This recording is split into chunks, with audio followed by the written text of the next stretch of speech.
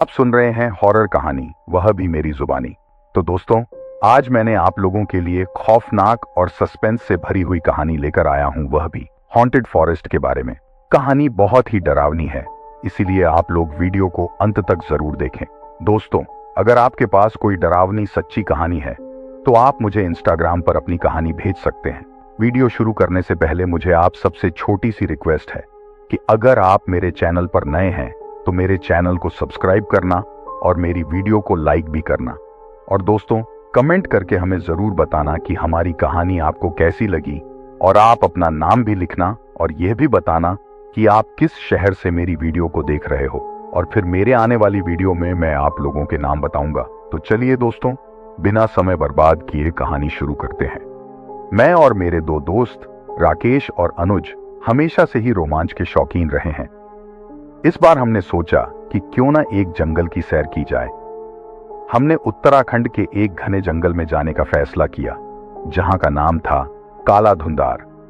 कहा जाता है कि वहां कई अजीब घटनाएं होती हैं, लेकिन हमें तो बस रोमांच की तलाश थी। हमने अपने बैग पैक किए और एक लंबी ड्राइव के बाद जंगल के किनारे पहुंचे। सूरज ढल रहा था और हवा में एक अजीब सा सन्नाटा था। हमने तंबू लगाया और आग जलाने की तैयारी करने लगे। अनुज ने कहा जाता है कि इस जंगल में रात को अजीब अजीब आवाजें आती हैं। राकेश हंसते हुए बोला, बस डरपोक लोगों की बातें हैं, हम यहां मस्ती करने आए हैं, डरने नहीं। हमने आग जलाकर खाना पकाया और हंसी मजाक करने लगे। रात धीरे धीरे गहराने लगी और जंगल का सन्नाटा और घना हो गया। अचानक एक चीख जैसी आवाज सुनाई दी। हम सब चौंक गए। क्या ये वाकई में किसी जानवर की आवाज थी? मैंने सोचते हुए पूछा।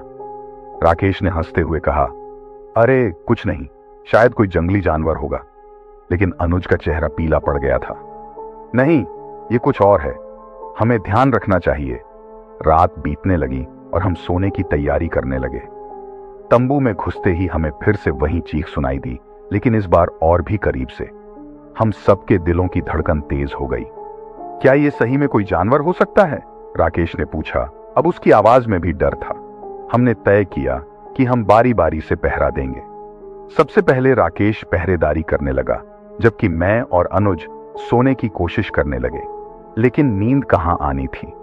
थोड़ी देर बाद राकेश तंबू के अंदर घुस आया और बोला, मुझे कुछ अजीब सी हरकतें दिख रही हैं, जैसे कोई हमारी ओर बढ़ रहा हो। हमने तंबू से बाहर झांका तो देखा कि चारों ओर घना अंधेरा था। अचानक एक परछाई हमारे तंबू के पास से गुजरी। हमारी सांसें थम गईं। ये क्या था? मैंने हकलाते हुए पूछा। पता नहीं, लेकिन हमें यहां से निकलना चाहिए, अनुज ने कहा। हमने जल्दबाजी में अपने सामान समेटे और जंगल से बाहर निकलने की कोशिश करने लगे, लेकिन अंधेरे में रास्ता ढूंढना बहुत मुश्किल हो रहा था। अचानक हमें एक पेड़ के नीचे एक चमकती हुई चीज दिखी। पास जाकर देखा तो वो एक पुरानी डायरी थी। मैंने उसे उठाया और पढ़ना शुरू किया। डायरी में लिखा था, मैं और मेरे दोस्त इस जंगल में आए थे। रात को हमें अजीब अजीब आवाजें सुनाई थी। हमें लगा कोई हमारा पीछा कर रहा है, और तब हमें समझ में आया कि हम कभी इस जंगल से बाहर नहीं जा सकते। डायरी का आखिरी पन्ना खून से सना हुआ था। हमने महसूस किया कि हमें भी वही अनुभव हो रहा है। हमारे पैर ठिठक गए और दिल की धड़कनें तेज हो गईं। हमने जल्दबाजी में जंगल से बाहर निकलने की कोशिश की, लेकिन जैसे जैसे हम भाग रहे थे, जंगल और भी घना होता जा रहा था। हमारे पीछे अजीब सी सरसराहट सुनाई दी। मैंने मुड़कर देखा तो एक परछाई हमें घूर रही थी। भागो! राकेश चिल्लाया। हम तीनों भागने लगे, लेकिन जंगल का रास्ता जैसे अंतहीन हो गया था। हमें समझ में नहीं आ रहा था कि हम कहां जा रहे हैं। अचानक अनुज की चीख सुनाई दी। मैंने मुड़कर देखा तो अनुज जमीन पर गिरा हुआ था और कुछ अदृश्य शक्ति उसे खींच रही थी। अनुज! मैंने चिल्लाते हुए उसकी तरफ भागा, लेकिन वो आंखों से ओझल हो गया। अब मैं और राकेश ही बचे थे। हम दोनों ने अपनी पूरी ताकत से भागना शुरू किया, लेकिन हमें लग रहा था कि कोई हमारे पीछे पीछे आ रहा है। आखिरकार हमें एक छोटी सी झोपड़ी दिखी। हम झोपड़ी में घुस गए और दरवाजा बंद कर लिया। अंदर अंधेरा था और हवा में एक अजीब सी गंध थी। हमने सोचा कि शायद यहां कुछ देर रुकने से वो अजीब शक्ति हमें नहीं पकड़ पाएगी, लेकिन तभी दरवाजे पर जोर जोर से खटखटाहट होने लगी। हमने देखा कि दरवाजे के बाहर वहीं परछाई खड़ी थी। हमें यहां से निकलना होगा, राकेश ने कहा। हमने झोपड़ी का पिछला दरवाजा खोला और बाहर निकलने की कोशिश की, लेकिन बाहर भी वहीं परछाई खड़ी थी। हम कहीं नहीं जा सकते, मैंने हताश होकर कहा। तभी राकेश ने एक तीखी चीख मारी और उसकी आंखें फटी की फटी रह गईं। उसके सामने वही अजीब शक्ति खड़ी थी जिसने अनुज को खींचा था। मैं भी डर के मारे जम गया। हम बच नहीं सकते, राकेश ने अंतिम सांस लेते हुए कहा और जमीन पर गिर पड़ा। मैंने पूरी ताकत से भागने की कोशिश की, लेकिन मैं भी ज्यादा दूर नहीं जा सका। वही अदृश्य शक्ति मुझे खींचने लगी। मेरी आंखों के सामने अंधेरा छा गया और मुझे कुछ भी याद नहीं रहा। जब मुझे होश आया तो मैं एक अस्पताल में था। पुलिस ने बताया कि मुझे जंगल के बाहर बेहोशी की हालत में पाया गया था, लेकिन अनुज और राकेश का कोई पता नहीं चला। आज भी जब उस रात को याद करता हूं तो रोंगटे खड़े हो जाते हैं। क्या वो सच में कोई अदृश्य शक्ति थी या फिर हमारा भ्रम था? लेकिन एक बात तो तय है, मैं कभी दोबारा उस जंगल में नहीं जाऊंगा। मुझे अस्पताल में कई दिन लगे अपनी शारीरिक और मानसिक स्थिति को सामान्य करने में। डॉक्टरों ने कहा कि मैं अत्यधिक सदमे की स्थिति में था और मुझे कई बार दौरे भी पड़े थे। लेकिन मेरी सबसे बड़ी चिंता अनुज और राकेश की थी।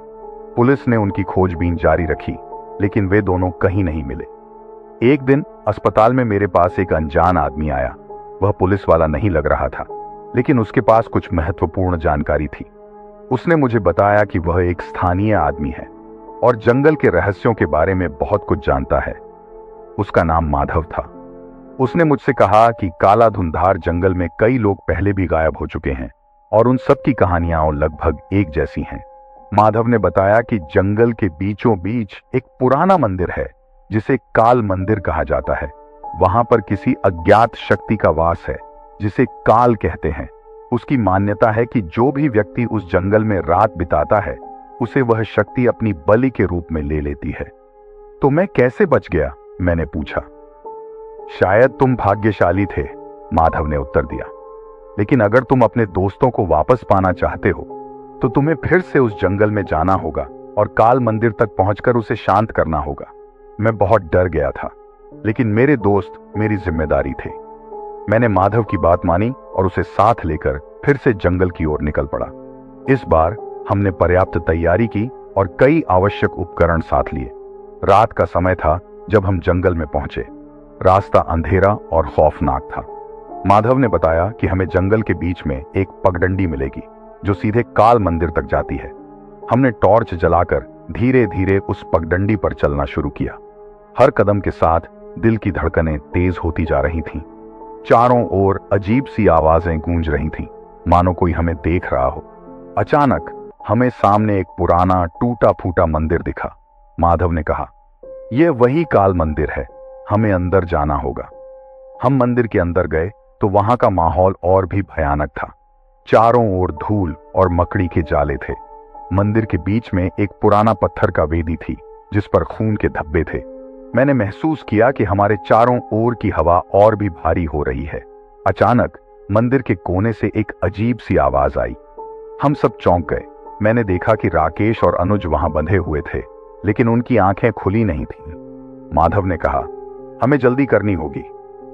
हमने जल्दी से उन्हें छुड़ाने की कोशिश की, लेकिन तभी मंदिर की मूर्ति हिलने लगी। एक भयानक आवाज गूंजने लगी, जैसे कोई अदृश्य शक्ति हमसे बात कर रही हो। तुम लोग यहां क्यों आए हो? आवाज ने पूछा। हम अपने दोस्तों को वापस लेने आए हैं, मैंने हिम्मत जुटाकर कहा। यह जंगल उनका है और अब तुम्हारा भी। आवाज गूंजती रही। मैंने महसूस किया कि हमें इस शक्ति को शांत करना होगा। माधव ने एक छोटी सी पोटली निकाली जिसमें कुछ जड़ी बूटियां और पवित्र राख थीं। उसने वह वेदी पर छिड़की और मंत्र पढ़ने लगा। अचानक आवाज बंद हो गई और एक तीव्र रोशनी फैल गई। धीरे धीरे राकेश और अनुज की आंखें खुलीं। वे बेहोशी की स्थिति से बाहर आने लगे। हमने जल्दी से उन्हें उठाया और वहां से बाहर निकलने लगे। जैसे ही हम मंदिर से बाहर निकले, जंगल का माहौल भी सामान्य होने लगा। हम सब ने जल्दी से जंगल से बाहर निकलने की कोशिश की और इस बार रास्ता भी साफ दिखने लगा। सुबह होते होते हम जंगल के बाहर पहुंच गए। पुलिस ने हमें देखा और तुरंत हमारी मदद की। राकेश और अनुज को अस्पताल में भर्ती किया गया और धीरे धीरे वे भी ठीक होने लगे। इस घटना के बाद मैंने और मेरे दोस्तों ने कसम खाई कि कभी भी किसी खतरनाक रोमांच के पीछे नहीं जाएंगे। वह रात हमारे जीवन की सबसे भयानक रात थी और वह जंगल हमारे लिए एक खौफनाक याद बनकर रह गया। काला धुंधार जंगल के रहस्य को हमने सुलझा लिया था, लेकिन उस अदृश्य शक्ति का खौफ हमेशा हमारे दिलों में बसा रहेगा।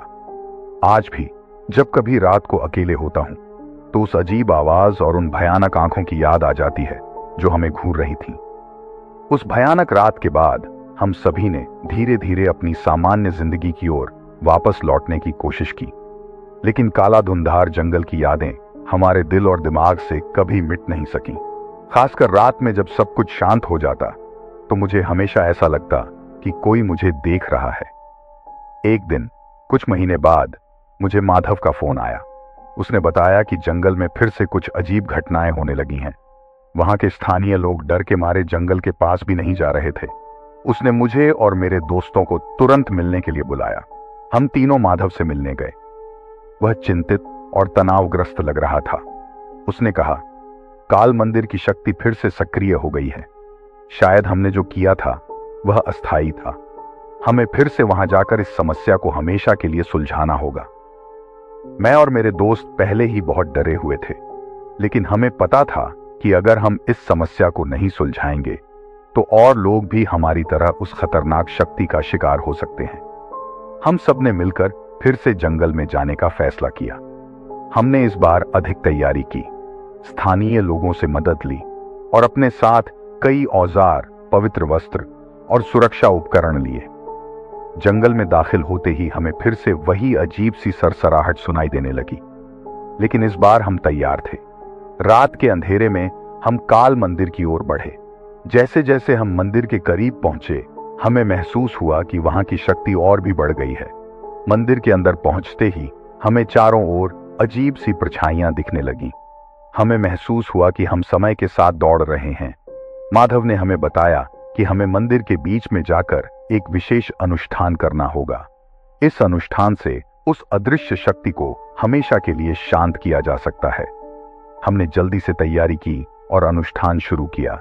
जैसे ही माधव ने मंत्र पढ़ना शुरू किया, चारों ओर की हवा भारी होने लगी और मंदिर की मूर्तियां हिलने लगीं। अचानक एक तीव्र रोशनी फैल गई और एक भयानक आवाज गूंजने लगी। तुम लोग फिर से यहां क्यों आए हो? आवाज ने गुस्से में पूछा। हम तुम्हें शांत करने आए हैं, माधव ने दृढ़ता से कहा। माधव ने अपने मंत्रों को और तेज कर दिया। रोशनी और भी तीव्र हो गई और मंदिर में भूकंप जैसा महसूस होने लगा। परछाइयां और भी तेजी से घूमने लगीं और हमने अपने दिल की धड़कनों को और भी तेज महसूस किया। एक भयानक चीख गूंजी और फिर अचानक सब कुछ शांत हो गया। रोशनी गायब हो गई और मंदिर में सिर्फ हम और माधव ही थे। हमने महसूस किया कि वह अदृश्य शक्ति शांत हो चुकी है। माधव ने हमें बताया कि अनुष्ठान सफल रहा और अब कोई भी इस जंगल में सुरक्षित रूप से आ जा सकता है। हमने जल्दी से वहां से बाहर निकलने का फैसला किया और सूरज की पहली किरण के साथ हम जंगल के बाहर आ गए। यह हमारी आखिरी और सबसे बड़ी चुनौती थी। उस रात ने हमें सिखाया कि हर रहस्य का सामना करना आसान नहीं होता, लेकिन साहस और दृढ़ता से हम किसी भी मुश्किल को पार कर सकते हैं। काला धुंधार जंगल की कहानी अब सिर्फ एक डरावनी कहानी बनकर रह गई थी, जिसे हम कभी नहीं भूल सकते थे। हमने माधव का धन्यवाद किया और वापस अपने जीवन में लौट आए, लेकिन उस जंगल की यादें हमेशा हमारे दिलों में बसी रहीं। हर बार जब हम किसी रोमांचक यात्रा की योजना बनाते तो काला धुंधार की याद हमें एक चेतावनी देती कि कभी कभी रहस्य रहस्य ही रहने दें। और इस तरह हमारी जिंदगी में एक नया अध्याय शुरू हुआ। लेकिन काला धुंधार की वो रात और उसका खौफ हमारे दिलों में हमेशा के लिए बसा रहेगा। काला धुंधार जंगल की वह भयानक यात्रा भले ही समाप्त हो गई हो, लेकिन उसके बाद भी हमारे जीवन में कई अनसुलझे प्रश्न रह गए थे। माधव ने हमें समझाया था कि वह शक्ति शांत हो चुकी है, परंतु हम पूरी तरह से निश्चिंत नहीं हो सके थे। कुछ महीनों बाद मैं अपने घर पर बैठा था और अपनी उस पुरानी डायरी को देख रहा था जो हमें जंगल में मिली थी। मैंने उसे फिर से पढ़ना शुरू किया। हर पन्ना जैसे एक नई कहानी कह रहा था। अचानक मुझे डायरी के एक पन्ने पर एक नया संदेश दिखा। यह संदेश पहले नहीं था। उसमें लिखा था, यह खत्म नहीं हुआ है, तुम्हें फिर से लौटना होगा। मेरा दिल धड़कने लगा। मैंने तुरंत राकेश और अनुज को फोन किया और उन्हें सब कुछ बताया। हम सब फिर से एकत्र हुए और माधव से मिलने का फैसला किया। माधव ने हमें देखा तो उसकी आंखों में भी चिंता साफ दिखाई दी। ये डायरी कैसे बदल सकती है? मैंने पूछा। ये उस अदृश्य शक्ति का प्रभाव हो सकता है, माधव ने गंभीरता से कहा। शायद हमने उसे पूरी तरह से शांत नहीं किया था। हमें फिर से वहां जाकर देखना होगा। हम सभी ने एक बार फिर से जंगल की ओर जाने का फैसला किया, लेकिन इस बार हमने और भी अधिक तैयारी की। हमने पवित्र वस्त्र, मंत्रों की किताबें और सुरक्षा उपकरण साथ ली। यह हमारी आखिरी उम्मीद थी। जंगल में पहुंचते ही हमें फिर से वही अजीब सी सरसराहट सुनाई देने लगी। हम धीरे धीरे काल मंदिर की ओर बढ़े। इस बार मंदिर का माहौल और भी भयानक था। मंदिर के अंदर पहुंचते ही हमें एक अदृश्य शक्ति का भारी दबाव महसूस होने लगा। माधव ने फिर से अनुष्ठान शुरू किया, लेकिन इस बार शक्ति और भी अधिक प्रबल थी। अचानक एक भयानक चीख गूंजी और मंदिर की मूर्तियां हिलने लगीं। तुम लोग फिर से यहां क्यों आए हो? आवाज ने गुस्से में पूछा। हम तुम्हें शांत करने आए हैं, माधव ने दृढ़ता से कहा। माधव ने अपने मंत्रों को और तेज कर दिया। रोशनी और भी तीव्र हो गई और मंदिर में भूकंप जैसा महसूस होने लगा। परछाइयां और भी तेजी से घूमने लगीं और हमने अपने दिल की धड़कनों को और भी तेज महसूस किया। माधव ने हमें एक और उपाय बताया था। उसने हमें मंदिर के चारों कोनों में पवित्र राख छिड़कने के लिए कहा। हमने तुरंत ऐसा किया। राख छिड़कते ही आवाज और भी भयानक हो गई। तुम इसे नहीं रोक सकते, आवाज ने धमकाते हुए कहा। हमने फैसला किया है, हम इसे खत्म करेंगे, मैंने जोर से कहा और माधव ने आखिरी मंत्र पढ़ा। अचानक एक तीव्र विस्फोट हुआ और सब कुछ शांत हो गया। हमें महसूस हुआ कि मंदिर की शक्ति खत्म हो चुकी है। चारों ओर शांति छा गई थी। हमने जल्दी से वहां से बाहर निकलने का फैसला किया और सूरज की पहली किरण के साथ हम जंगल के बाहर आ गए। इस बार हमें विश्वास था कि हमने उस अदृश्य शक्ति को हमेशा के लिए खत्म कर दिया है। हमने माधव का धन्यवाद किया और वापस अपने जीवन में लौट आए। लेकिन इस बार हमें पता था कि काला धुंधार की कहानी अब सच में खत्म हो चुकी है। वह डायरी अब हमारे पास एक भयानक याद के रूप में थी, लेकिन हमें यकीन था कि अब वह कभी बदल नहीं पाएगी। हमने अपनी जिंदगी में एक नया अध्याय शुरू किया, लेकिन काला धुंधार की वो रात और उसका खौफ हमारे दिलों में हमेशा के लिए बसा रहेगा। हर बार जब हम किसी रोमांचक यात्रा की योजना बनाते, तो काला धुंधार की याद हमें एक चेतावनी देती कि कभी कभी रहस्य रहस्य ही रहने दें। यह अनुभव हमारे लिए एक सीख बन गया कि कभी कभी अज्ञात शक्तियों से छेड़छाड़ करने की बजाय उनसे दूर रहना ही बेहतर होता है। और इस तरह हम सभी ने उस भयानक घटना से उभरकर एक नई जिंदगी शुरू की, जिसमें डर और सावधानी हमारी नई साथी बन गई। मैं और मेरे 3 दोस्त रोहित, अनिता और सुमित एक हफ्ते के लिए पहाड़ों में कैंपिंग और हाइकिंग के लिए गए थे। हमने यह योजना बहुत समय से बनाई थी और आखिरकार वह दिन आ ही गया। हमने अपना सारा सामान पैक किया और जंगल की ओर चल पड़े। जंगल में दाखिल होते ही हमें ताजी हवा और पक्षियों की चहचहाहट ने हमारा स्वागत किया। पहले दिन सब कुछ सामान्य रहा। हमने अपने तंबू लगाए और रात को कैंप फायर किया। हम सब ने हंसते हंसते समय बिताया और पुराने किस्से सुनाए। पर जैसे ही रात बढ़ी, हमें एहसास हुआ कि यह जगह हमारी उम्मीदों से कहीं ज्यादा डरावनी हो सकती है। रात का दूसरा पहर था। हम सब तंबू में सोने की कोशिश कर रहे थे। तभी अचानक मुझे कुछ अजीब सी आवाजें सुनाई देने लगीं, जैसे किसी ने बाहर चलने की कोशिश की हो। मैंने अपने दोस्तों को जगाया और उनसे पूछा कि क्या उन्होंने भी कुछ सुना है, पर किसी ने कुछ नहीं सुना था। मैं सोचने लगा कि शायद मेरा वहम था। दूसरे दिन हमने लंबी हाइकिंग की और एक झरने के पास पहुंचे। झरना बहुत खूबसूरत था और वहां की ठंडी हवा ने हमें तरोताजा कर दिया। हमने कुछ देर वहीं विश्राम किया और फिर वापस अपने कैंप की ओर लौट आए। रात होने से पहले हमने खाना खाया और आग के चारों ओर बैठ गए। अचानक अनिता ने जंगल की ओर इशारा किया और बोली, वह देखो, वहां कोई खड़ा है। हम सब ने उसकी ओर देखा, पर वहां कुछ नहीं था। हमने सोचा कि शायद अनिता ने कोई छाया देखी होगी, पर उसके चेहरे पर डर साफ दिख रहा था। रात को जब हम सोने गए तो मुझे फिर से वही आवाजें सुनाई देने लगी, जैसे कोई हमारे तंबू के बाहर धीरे धीरे चल रहा हो। मैं धीरे धीरे उठकर बाहर निकला और देखा कि कोई नहीं था, पर तभी एक साया तेजी से भागता हुआ दिखाई दिया। मैंने चिल्लाकर अपने दोस्तों को जगाया। सब बाहर निकले और देखा कि कोई साया सचमुच हमारे आसपास मंडरा रहा था। हम सब बहुत डर गए थे और वापस तंबू के अंदर चले गए। रात भर हमें नींद नहीं आई। हम सब जागते रहे और उन आवाजों को सुनते रहे। वह साया बार बार हमारे तंबू के आसपास घूमता रहा। सुबह होते ही हम सब ने फैसला किया कि हमें यह जगह छोड़ देनी चाहिए। हमने जल्दी जल्दी अपना सामान पैक किया और जंगल से बाहर निकलने की तैयारी की। पर जैसे ही हम वहां से निकलने लगे, रोहित अचानक गायब हो गया। हमने उसे हर जगह ढूंढा, पर वह कहीं नहीं मिला। सुमित और अनिता बहुत परेशान हो गए थे। हमने जंगल में हर जगह उसकी तलाश की, पर उसका कोई सुराग नहीं मिला। हमें समझ नहीं आ रहा था कि रोहित अचानक कहां गायब हो गया। हमने पुलिस को फोन किया और उन्हें सब कुछ बताया। पुलिस आई और उन्होंने भी रोहित की तलाश शुरू की, पर कुछ नहीं मिला।